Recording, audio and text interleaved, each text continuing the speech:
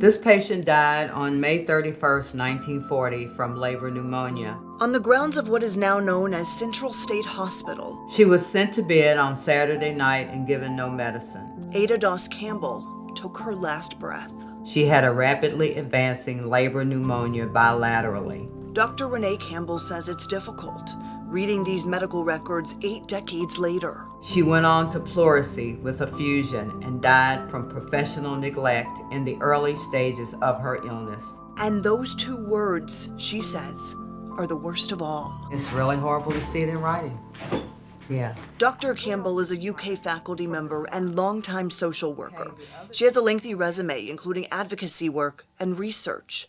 But this project, this is personal. Before I started bringing attention to this, it was very hard for me to look at her picture without feeling a sense of sadness or hopelessness or even fear. Ada Doss Campbell is her grandmother, though so much of her story was a mystery for so long. My father used to talk about her, and he always said he wanted to find her grave. He didn't know where she was buried.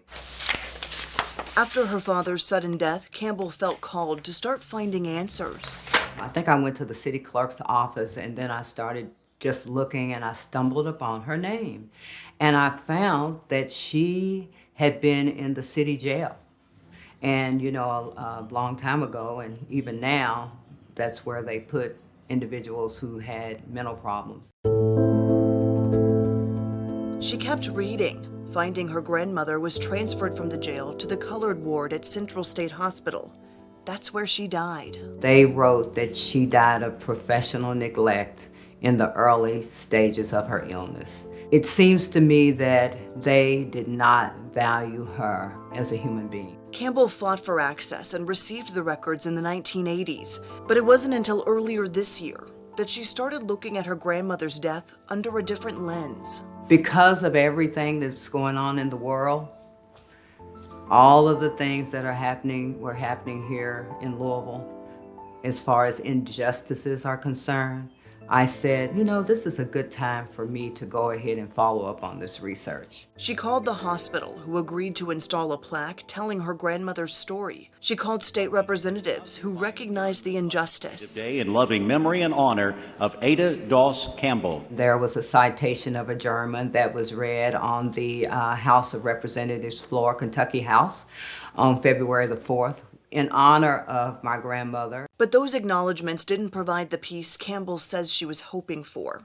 left wondering how many other families are still waiting for answers of their own. I think there are probably many, many like her. Where her grandmother was might have been the very worst possible place that anybody could be, and probably got less attention, less care, less support. Kathy Dobbins has worked in the mental health field for the last 40 years. She remembers walking the halls of Central State Hospital early on in her career. It was a kind of spooky place. Historic newspaper articles detail claims of wrongdoing within hospital walls. In the early 40s, they had up to 2,400 people living there. I'm sure that there was a lot of professional neglect, a lot of understaffing, a lot of underserving of those individuals who were there. She said at this time, health professionals didn't actually know how to help.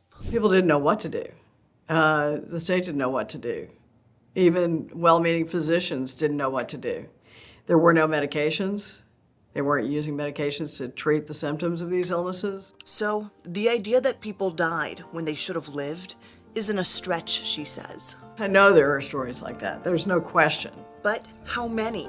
We tried to find out.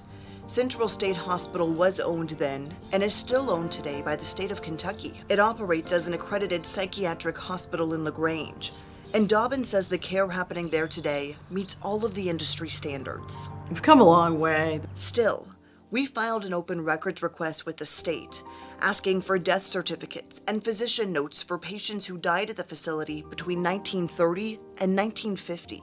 My greatest hope is that, one, that other families will believe that they have a right to have a voice. But our request was denied, leaving Campbell to wonder if other families will face the same fate as her father, never knowing the story of their loved one's life. He never got to see her, didn't even know how she looked. And without knowing those stories, She fears there will never be real change. There needs to be a reckoning as far as mistreatment of women, mistreatment of the mentally ill, mistreatment of Black people. There needs to be a reckoning, and there needs to be work in order to try to repair and to move forward and to do better and to never let something like this happen again.